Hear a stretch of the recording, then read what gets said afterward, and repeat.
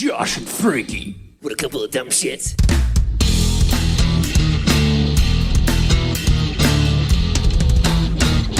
Hello, primates! You found Primus tracks. Congratulations. Not only can you find Primus tracks right here on this podcast feed, you can find us at Primus tracks on Instagram and on Threads and on YouTube at Primus tracks. Hell, you can find us on Facebook. There's a page called Primus Tracks. I am Josh. He is coming to us from the 39th floor of Primus Tracks Towers. It's bustling with activity due to all the happenings in Primusville lately. It's Frankie Bearstein. Hey, Josh. Frankie, what is going on over there at Primus Tracks Towers? People bustling to and fro, paper flying everywhere, phones ringing off the hook. What's the deal? We are excited for the second installment of the Interstellar Drum Derby. Emphasis on lure. Nicely done. For those of you who haven't seen it yet, actually, in the moment that we're recording this, the second installment of the Interstellar Drum Derby was posted mere hours before our recording of this. So by the time you hear these words, you may have seen episode number 2, which has, Frankie, I assume you viewed it already, twice, perhaps thrice. And it has a few interesting nuggets in it, including Larry going back to the site of his burned out home and pointing out the studio. And, of course, having a sense of humor about things. But, man, it's really cool of them to include that in the footage, recognizing what Lure's dealing with while auditioning a new drummer. Pretty brave guy, to be able to compartmentalize that way. So Thomas Pridgeon, second drummer, down the chute.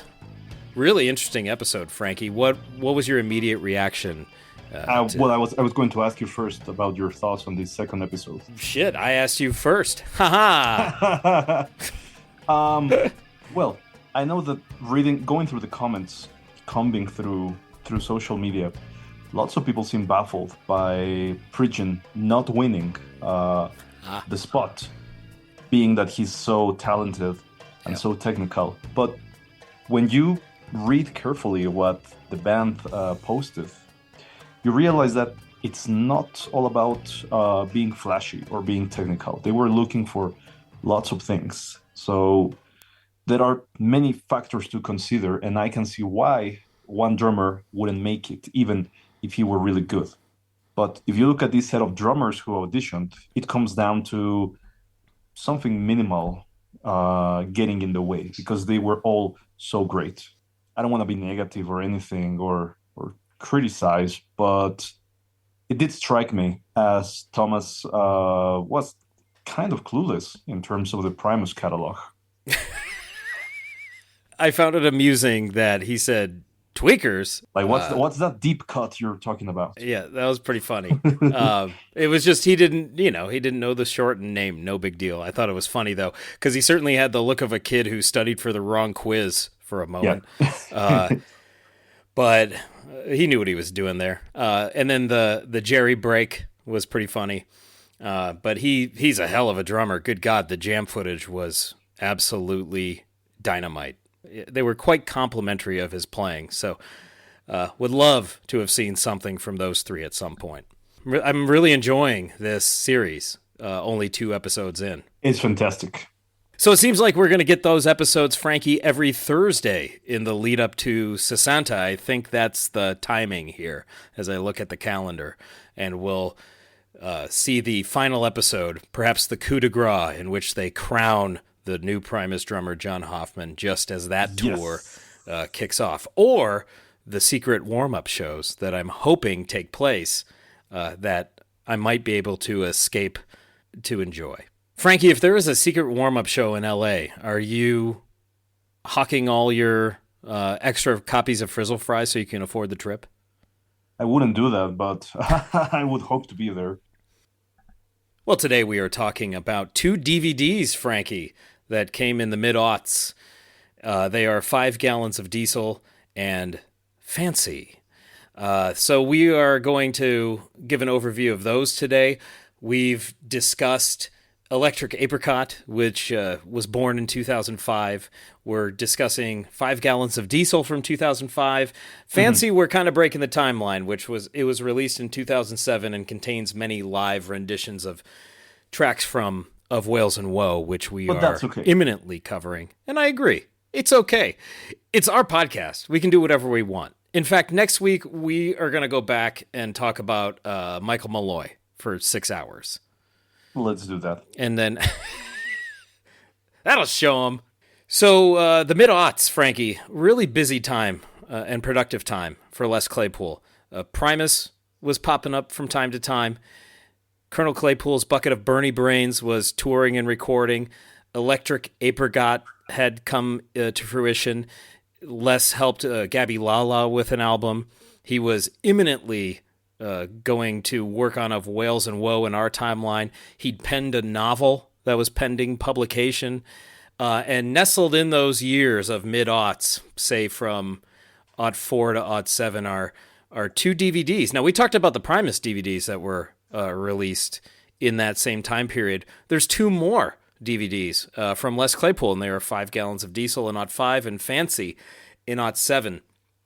Yes. And to put that in context, Frankie, YouTube was founded in 2005. So this was a time when DVDs were still hot commodities because you couldn't just bring up a web browser and search for this kind of video. The internet wasn't built for that yet, hadn't really caught up. So owning these DVDs was the way to get this footage, really, in any widely available fashion. 3.5 hours of footage, to be precise. That's your 5 Gallons of Diesel, right? That's a big old chunk of Claypool. Yeah. Yeah, it is. Now, I think I missed out on the release of that in 2005. It was a time of transition for me. I had finished college, I was working, but I was eyeing graduate school and a move west, so I was a pretty busy guy at the time. And so I didn't pick up 5 Gallons of Diesel or Fancy upon release. However, I did eventually pick up 5 Gallons of Diesel. I must have had Fancy at some point, but I can't find it. But we'll be working off my copy of 5 Gallons of Diesel today. The cover artwork for Diesel, which they ended up using, is not what they originally intended.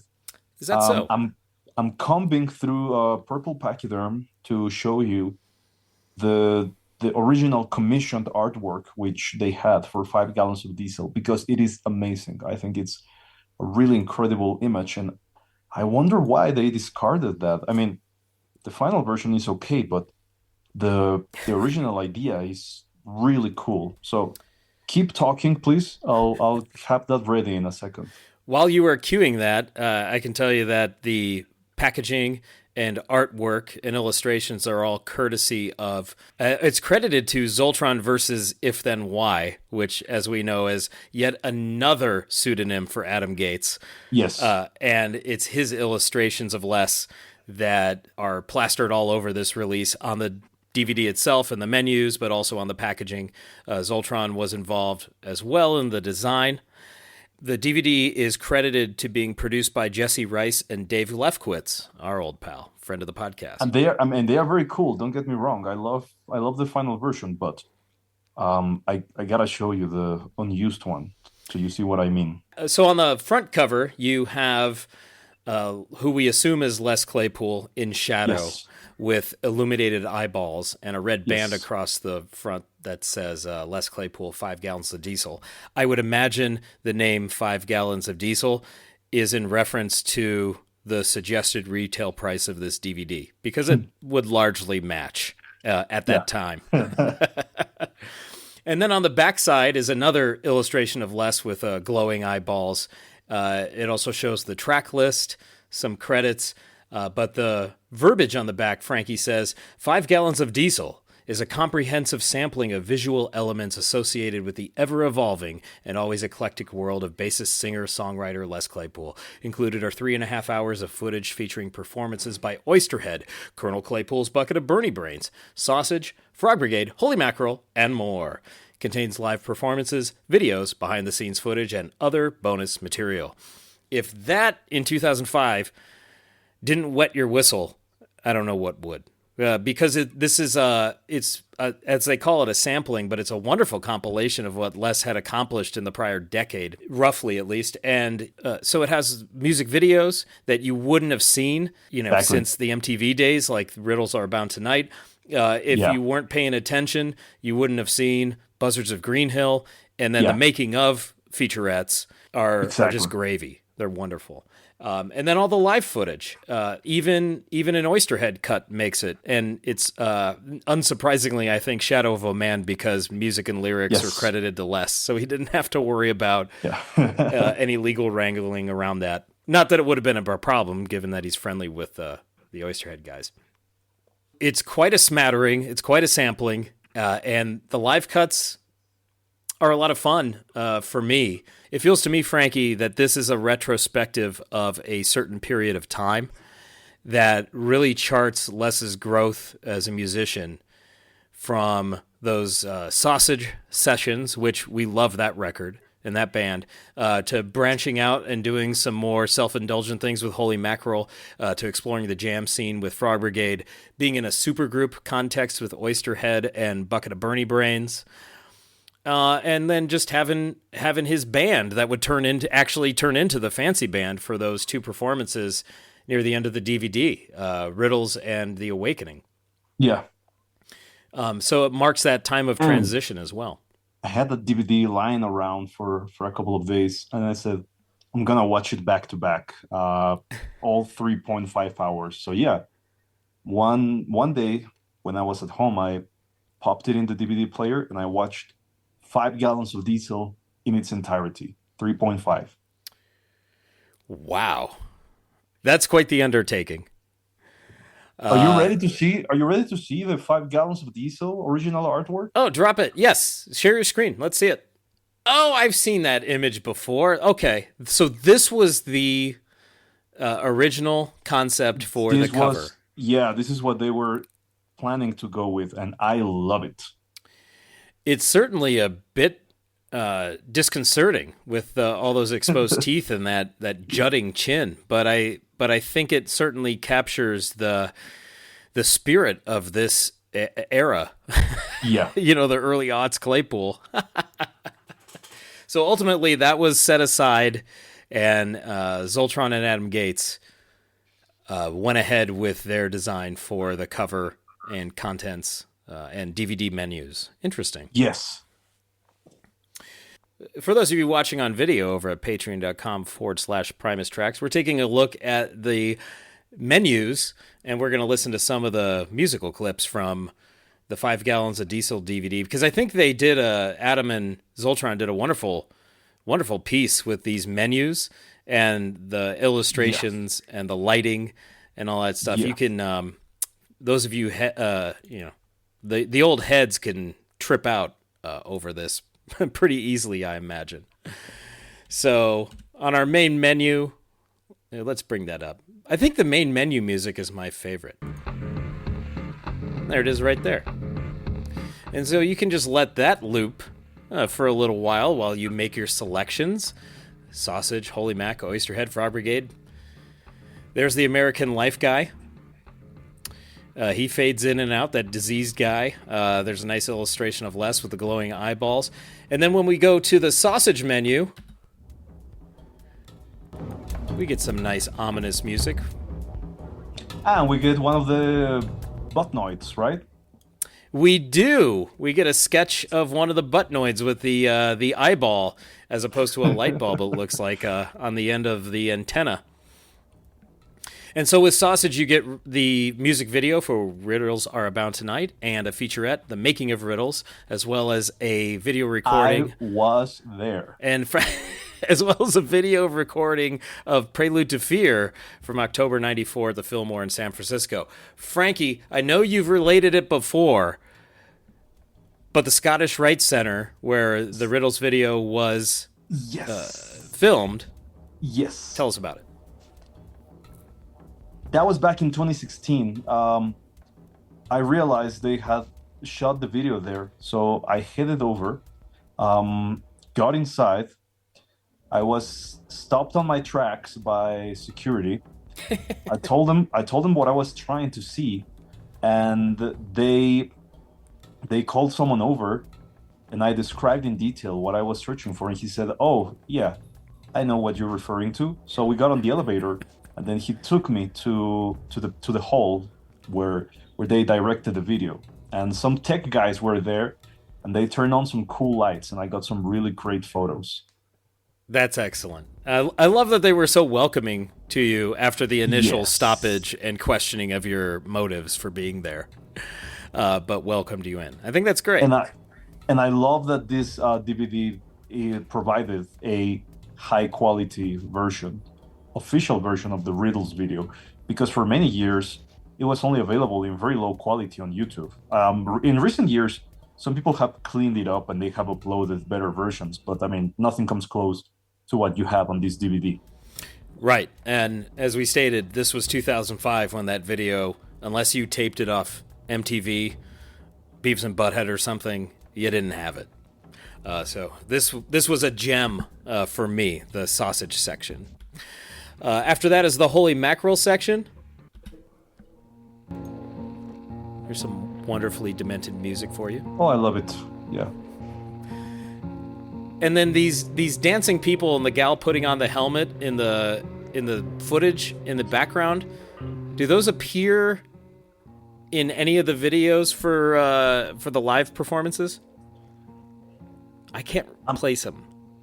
Not that I recall from hallucinogenetics, but they may have been used for other songs during the tour, songs which were not on, or I don't know. I mean, Me it either. does look familiar, but oh wait, I think I'm 85% sure that footage is from Harold of the Rocks. Ah, okay. Now that you say Harold, I Yeah, think I'm hitting upon a memory. Yes, I yeah, think it's that is Harold. Harold. Yeah. Okay. This Hendershot performance is really great because you get some nice close-ups of Les playing the upright in such a proficient way. It was always mind-blowing for me to watch this performance back in the day, just because of how great he played the instrument. Yeah, and Hendershot, of course, a holy mackerel favorite that resurfaced for New Year's Eve and had been adopted by the Frog Brigade, the fancy band, and many Yes. iterations of Les's bands. It's a favorite for sure. Moving on to Oysterhead. There's that creepy music for you. So we get Love it. less in shadow, and then the eyeballs light up every once in a while. And I will say, because of the low light and the style of hat he's wearing, the first time I saw this, I thought he looked like Lemmy a bit. So True. I wasn't sure what was going on there. And then this one, we get a performance of Shadow of a Man from Los Angeles, 2001. The Hollywood Palladium show, which the full show is easily available if you care to search for it. And it's a great show. Yeah, so we get that one Oysterhead cut, and then on to Frog Brigade, which takes a big portion of the DVD. Let's hear that menu music and look at some eyeballs too, and some clouds, some puffy clouds.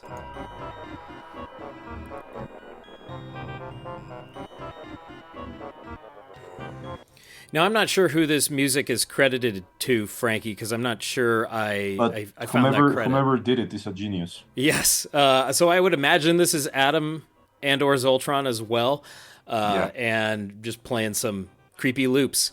So for the Frog Brigade section, we So have yeah, great stuff here. I mean, we yeah, have Here's to the Man and Running the Gauntlet from back when they were touring Animals for the first time. And and those were isn't this the date too? This is Great American Music Hall, yeah, October those were 2000. So those these I made mean it the to the whole Live Frogs. that whole tour was incredible. But I Yeah, mean, those performances are straight up fire. yeah, David McAllister, Long in the Tooth and Wamola from Bonnaroo. I mean, Bonnaroo is always epic when Les is there. All of those performances are legendary. My only chagrin is that Taylor is missing, and it's such a brilliant yep. performance. It's gotta be one of my favorite performances of Les on video ever. I mean, you got Tim Alexander with the body paint. You got solo spots for each musician. Tremendous performance. Of course, it's available officially on a Bonnaroo DVD, but it would have been great to have it come together here. Yeah, I Then we would get, imagine it was not included because yeah, it was a exactly. cover, and there are, of course, Yes. legalities and things with that. And then nobody would have purchased the Bonnaroo DVD. Oh, that's true. Maybe the Yeah. crossover was part of the deal here. Granny's Little Yard Gnome, great performance, amazing tone. That's from High Sierra, Yeah. and you get a glimpse of Les wearing the goat horns, which of course would become iconic during the Rainbow Goblins era. That's right. That's an early look at that headgear. Then we get a little glimpse of Jam Cruise with Ding Dang and Buzzers of Green Hill with Jimmy Herring. This being the last time Ding Dang would ever be highlighted on anything. And Buzzards, it's a terrific performance with a brilliant guitar solo by Jimmy and some really hilarious banter with Les trying to get Jimmy's attention and failing at least 3 times.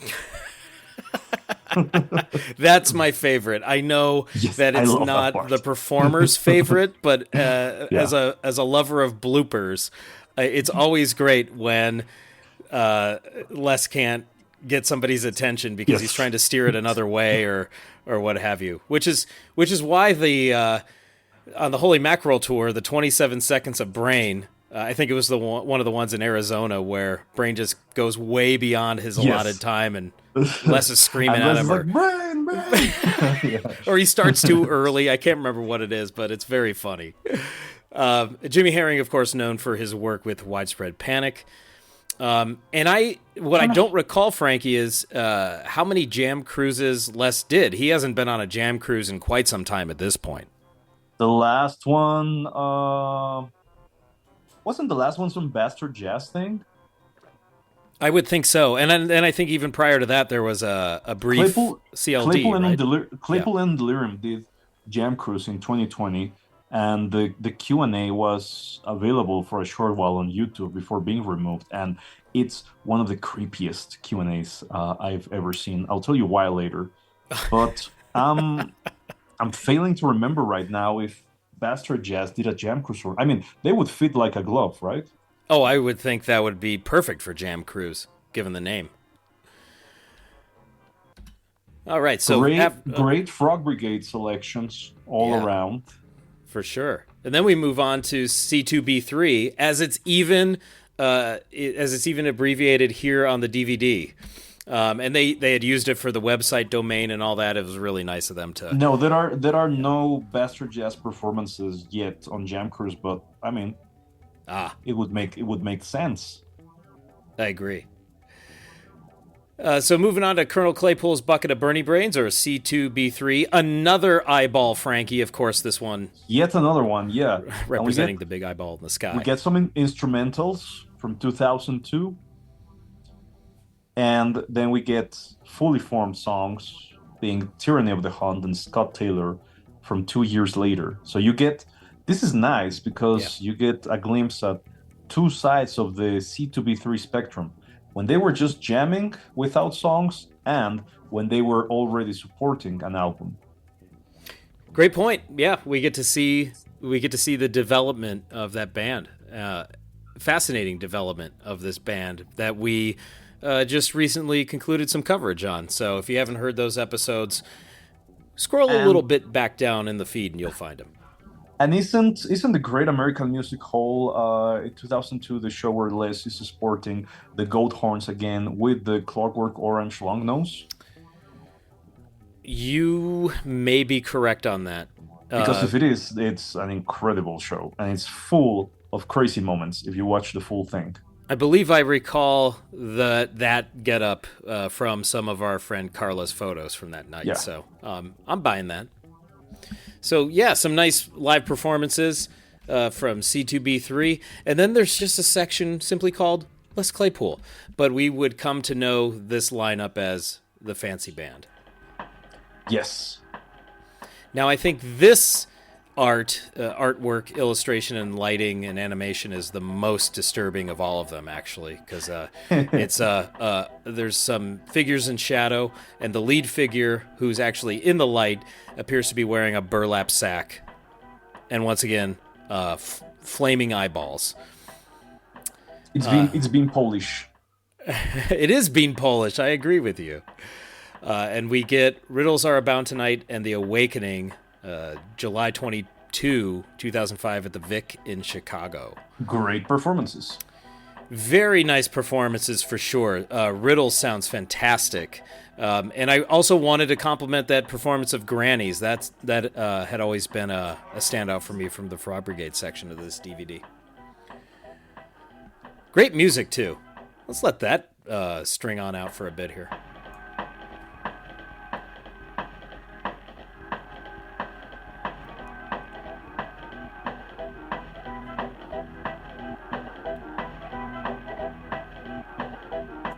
That's definitely the soundtrack to a demonic mob coming to get you, Frankie. Yeah. And then there's the extras. The extras are quite curious. There's tons of stuff there. Wow. So that's... Oh my God, I love this. It's the three guys named Schmo lone performance of this project, or, well, this lineup, which consisted of Les, Ghislaine, and the late Rolf Wasserman. This is 1994 at the Bammies, and they performed the song just like the studio version they recorded for the Trios album, and it's a wonderful, really sensational piece of music. Really high end, I think, very sophisticated. And Les, of course, is playing on the fretted six, which is a sight to behold. And for those interested, there are a few more songs they did together on that record, which are well worth checking out. We'll get into that eventually when we reach the collaboration spot in our timeline. But this is one really great performance. Then we get the Buzzards of Green Hill music video with the now iconic chandelier at Rancho Relaxo. And then we get the making of Buzzards, which is really cool because it was the first and one of the few times so far we've gotten such insight into the creation of a song at Rancho Relaxo. And it's just fabulous to see Warren there going through that solo. I mean, it leaves you speechless. Yeah, speaking of that, that's the third Buzzards clip on this menu, is the recording of Buzzards. Yes, we get the making of the music video, and then we get the making of the song itself. What I find curious about these frogs holding the signs with the lyrics, I don't know if I mentioned that 5 years ago when we talked about the song, but it reminds me of a Bob Dylan music video I saw once. Yes, we mentioned that on that episode. I can't remember the name of that song. Yeah, I'm glad we mentioned that. All right, Fly Fish in the World. Now that's very interesting. You get two full features about Les and fishing, and I recall one of my favorite moments in one of these. I don't know which one, if it's 2004 or 2005. They walk into a shop and they ask the employee at the counter if they can recognize one of the album covers they put before them, right? And Live Frogs Volume 2 is there. I think I missed that upon rewatch. These are two curious things, the Fly Fishing the World episodes. Les is out there, of course, fly fishing in Idaho 2004 and Quebec in 2005. The lasting image for me is from the Quebec episode where they are being mobbed by mosquitoes and gnats while they are fly fishing. It looks spectacularly awful. Yet they're out there just slinging their rods, having a good time. And it was kind of a revelation for me when I watched it for the first time, because Les mentioned in one of these features that fishing is the only chance he gets to turn off his mind. And when he's fishing, he's not thinking about songs or making music or recording something. So that's kind of an escape for him. And that stuck with me because it was a really interesting glimpse into his process and his mindset that I have never been privy to with other I don't know, with other releases. So that really left an impression when I watched it for the first time. Yeah, and it shows that he has it shows that he has really dependable mental health practices and knows how to set boundaries. Yeah. Good for him. So that's it for 5 gallons of diesel. What's your overall opinion about this fabulous release? I really appreciated it for what it cataloged for us at the time, and I still do 20 years on. That it gave to us the sausage video, for example, preserved some of these live performances, especially things like Holy Mackerel and some of these Frog Brigade performances that we otherwise would not have had. I really think overall it's a really nice release. I love the packaging and the illustrations, the menus, and the contents. So this one, now I hadn't touched this one, Frankie, for a long time. But getting it back out for this episode, it was a delight to kind of pick through and revisit my favorites from it. And the video footage is of high quality. It's and that's in stark contrast to Fancy, which is all fan shot. This is pro shot stuff that is really a pleasure to watch. That's not to slight the next DVD we're going to talk about, but 5 gallons certainly has revisiting potential for me again. So going into Fancy, now that you mentioned that, an accompanying release to 5 gallons of diesel, the second Les Claypool DVD available. It's interesting because Fancy is not your average or your typical live release in the sense that you get a full show. What you're actually getting are highlights from the entire tour. So, right. As you mentioned, this is fan shot, but looks pretty great and sounds pretty great as well. So, what I'm reading is that these performances were filmed by Jim Charna, Jeremy Stonchi, and crew. Okay. Oh, Jimbo. Sure. I remember Jimbo. The soundtrack combines soundboard and Jimbo's recordings for a more concert-like experience. Are you aware of how Les came into contact with these people, or how he got a hold of them to request the footage?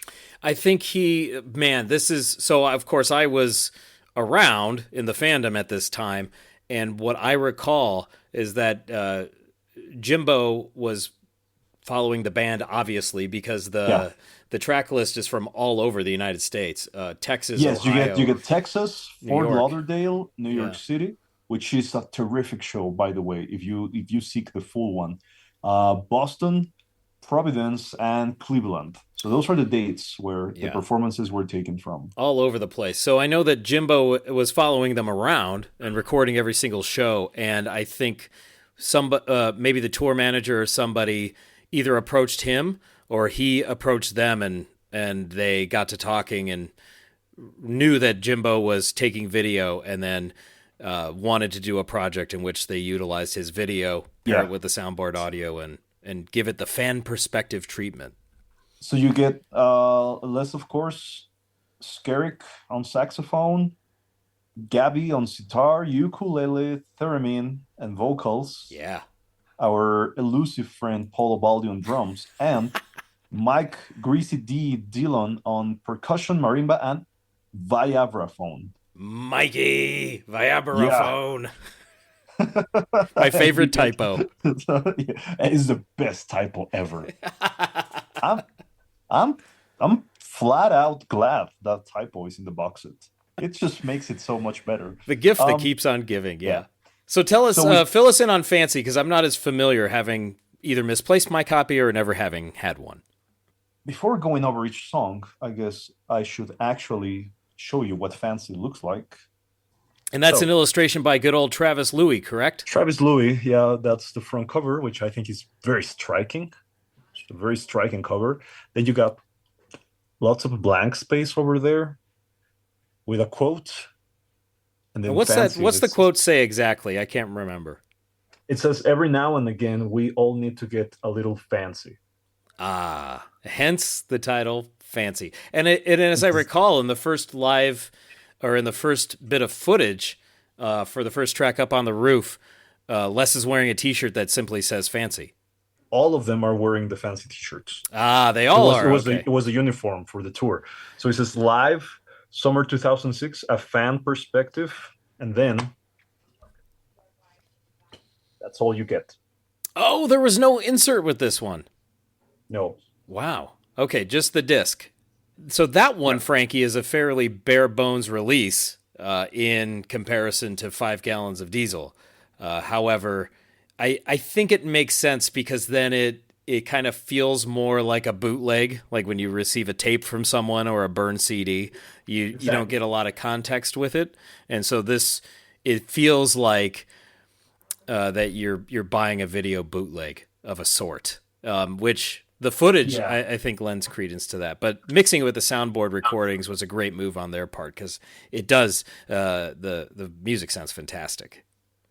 There's some stuff on 5 gallons of diesel, which I recall looking not 100% great compared to some of the professionally shot videos. Mm-hmm. So Fancy is kind of a relief in the sense that you kind of dread what the quality will be like when you read the description, but then you watch it and it's just fabulous. What I appreciate about the Fancy DVD is that it documents that experience for me from that fan perspective because I never got to see the Fancy band. It just never worked Exactly. out for me in that era when I was doing graduate school and moving and blah, blah, blah, all these things that would have precluded me from participating. It's a great document of that tour. And as we've said before, that band was so strong and so well oiled and well in tune with one another that those performances stand up, 20 odd years later. And I think it remains a favorite era for a lot of folks. And I think you point to that one a lot, Frankie, the Fancy Band. Yes, and actually there's a fancy white unicorn which unfortunately does not circulate widely nowadays, and that's precipitation. Yes, a July 7, 2006 recording was available off of primussocks.com as a free bonus video for advance orders of the fancy DVD. So who knows how many people received that video and if they preserved it, but it means that you need that to complete the fancy DVD. Ah, so your Fancy DVD remains incomplete unless you It have remains that. forever Okay. incomplete, yeah, unless you have that precipitation bonus. Wow. So going over fancy, Mhm. you get Up on the Roof, which is the less equivalent to Tweakers in the sense that it usually opens a Les Claypool set. Of Yeah. course, it's jammed out, it's full of improvisation, and it's really fantastic. Then you go straight into new material with Wales and Woe, Rumble of Diesel. Then they go back to Frogs with Long in the Tooth. Then you get Vernon the Company Man, which was always interesting live because it had an arrangement created specifically for live performances, not present on the studio cut. We'll get into detail when we discuss the track. Yeah. Then you get Holy Mackerel, which is actually performed after DMVTs, which Les stops and he says, "We don't want to play any of that crap."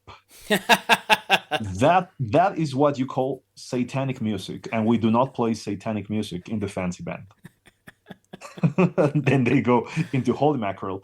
Then you get Phantom Patriots, Cosmic Highway, Filipino Ray, Hmm. and you also get a story from Les about one of his book signings for South of the Pump House.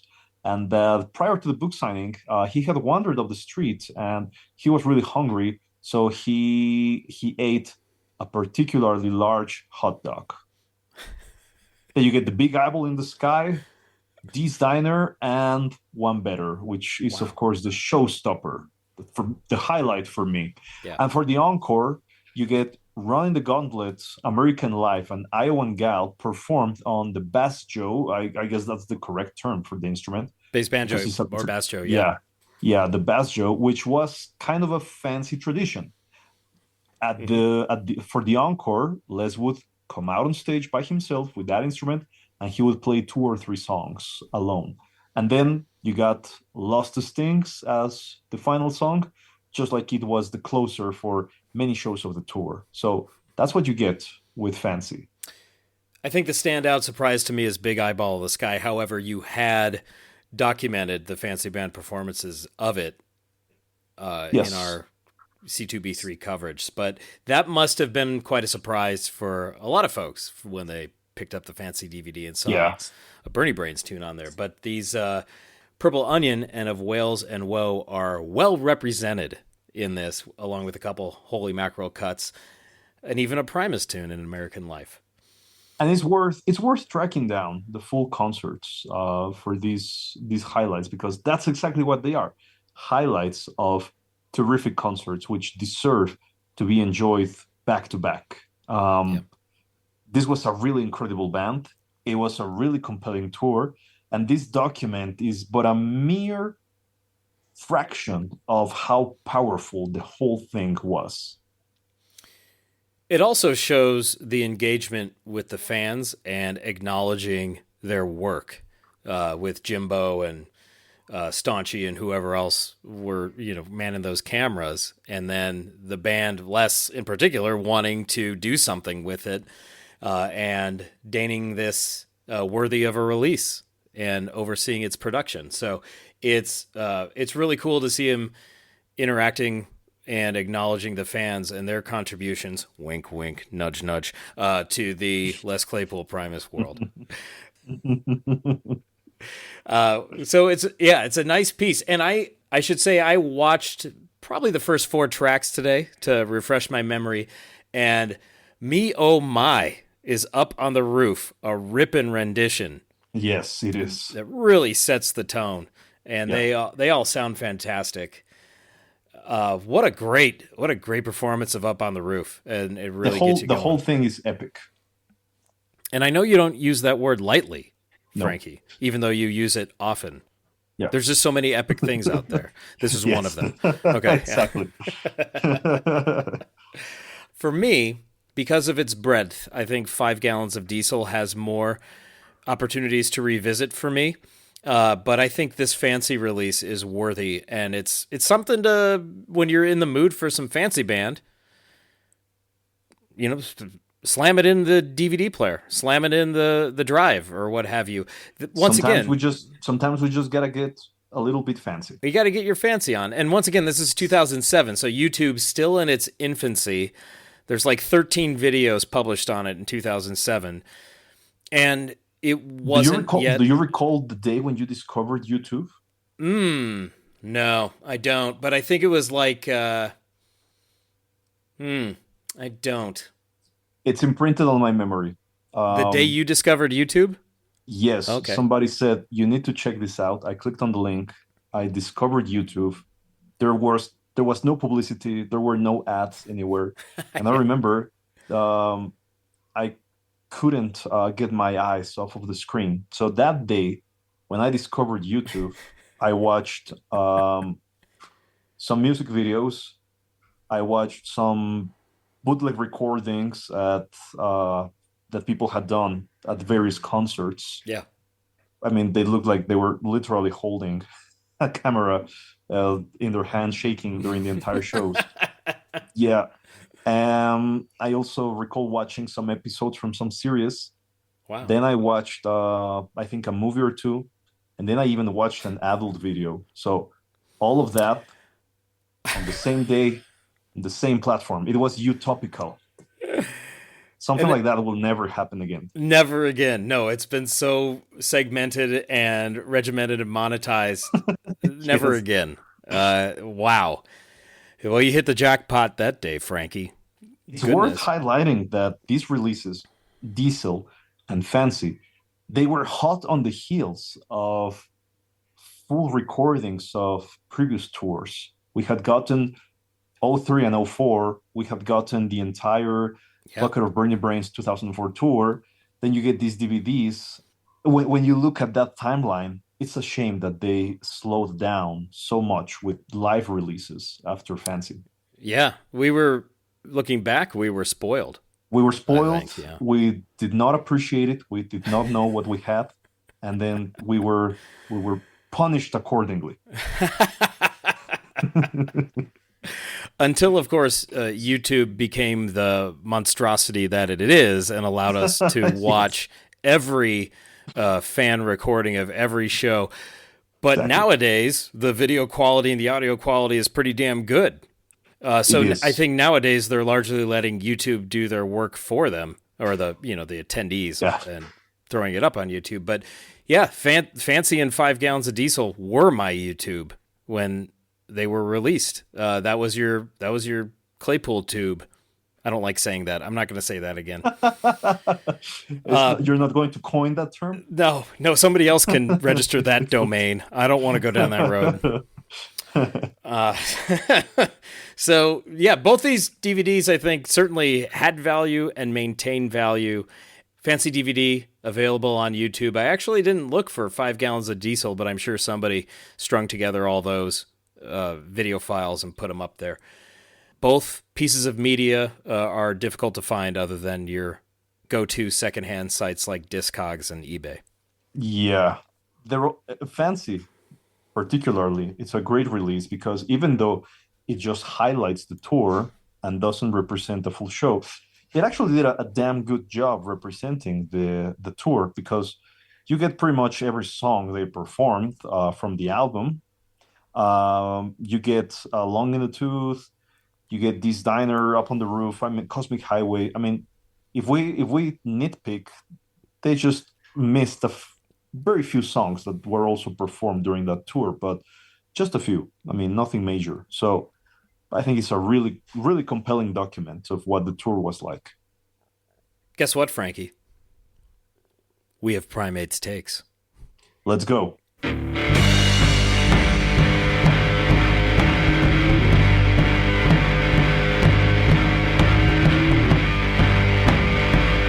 Primates Takes, of course, is housed over at patreon.com/Primus Tracks. If you want your take for the track, album, and or DVD, I suppose, Frankie, that is up for discussion, head over there. It's the universal constant at any level of support for Primus Tracks. Let's hear from Mickey Waters first, who says the following. I did buy both DVDs upon release. I'd say 5 Gallons of Diesel has quite a bit of replay value just because there's so much there. I never saw Oysterhead Sausage or Holy Mac, so it is awesome to at least see something. The Fancy Band one, not so much. Of course, I've watched it plenty of times, but not nearly as many times as Diesel. That said, it's probably been a decade since I've watched either of them. I'm surprised Claypool didn't put out more stuff like this for Primus. Thank you, Mickey. Of course, that is, we need to go back to your declaration, Frankie, that we were being punished accordingly because we weren't. We're we not weren't. grateful enough with these releases. They should have gone platinum. That's right. If only they had sold, 500,000 to 1,000,000 copies, we would have kept getting more. The good people did not buy them. Ungrateful people. Yeah. Including me, mired in graduate school, broke as a joke. Zach M says, I bought 5 Gallons of Diesel around release time, and I really enjoyed being able to see video of a lot of those acts that had kind of remained visual mysteries to me, especially the October 2000 Frog Brigade shows that got used as backing for the Live Frogs releases, which, if I remember right, didn't have circulating unofficial recordings at the time. Fancy, on the other hand, I've never seen, and I still don't actually own it, as it was kind of from the time in my life that Claypool stuff started to fade a bit into the background. Have been considering picking up a copy on eBay, though, and I'm excited to revisit the era on the pod. You are in luck, Zach M., because that's what we're going to do imminently. Zach makes a great point, and I appreciate his phrasing with remained visual mysteries to me. With Sausage and some of those other projects. That's a great way to put it. And I think that's one of the rewarding aspects of that DVD. Yeah, that's a great way to put it because prior to this release or some full shows being uploaded to YouTube, yeah, I just had to imagine what the band looked like when they were performing. Our final Primates take is from You guessed it, Brooks, what you gonna do about it? Delight, who says, I own both discs, but I don't remember spending a lot of time with either. I see they're both on YouTube now. I need to revisit them. For me, the most memorable piece of the pair is the music found in the DVD menu of 5 Gallons of Diesel. Brooks, we are twins. He finishes with, I remember liking it quite a bit and always wanted to hear full versions of the little ditties. There's also original music on the Blame It on the Fish DVD, which I think is equally great. They were doing some really cool stuff with the music for these menus. Absolutely. I believe we discussed the tunes on either end of the Blame It on the Fish, right? Yep. Oh, that would have been a major oversight, and our credibility would have been damaged beyond repair. So I'm glad we held up our end of the bargain there. Street cred remains. Whew. You know, I never had it before this podcast, so it's kind of cool to have some cred. I don't want to lose it. Well, that's all I've got for 5 Gallons of Diesel and fancy DVDs. Frankie, parting thoughts? 2 compelling releases. Easy to understand in terms of their context. That was a time when, the internet was not offering this kind of content as much. So the artists were putting out the DVDs to satisfy that demand and that thirst for visuals and live releases. Nowadays, of course, it's going to be much harder for these kind of releases to come out, but who knows? Here's to hoping that at some point we'll get that gobbling DVD. At some point we might get more live releases. I mean, they could make endless releases considering how deep the Claypool vault is. So Fancy and Diesel are just 2 examples of what could be compiled for our enjoyment. Would you call them thirst traps because we were so thirsty for more? That's exactly what they are. Well, 5 Gallons of Diesel, Fancy, you've been tracked. If you have them, enjoy them. If you want them, you might have to work a bit to find them. Good luck. Of Whales and Woe is just around the corner. We got our 2-hour Back of Turkey episode coming soon. Later days. Willie Mays.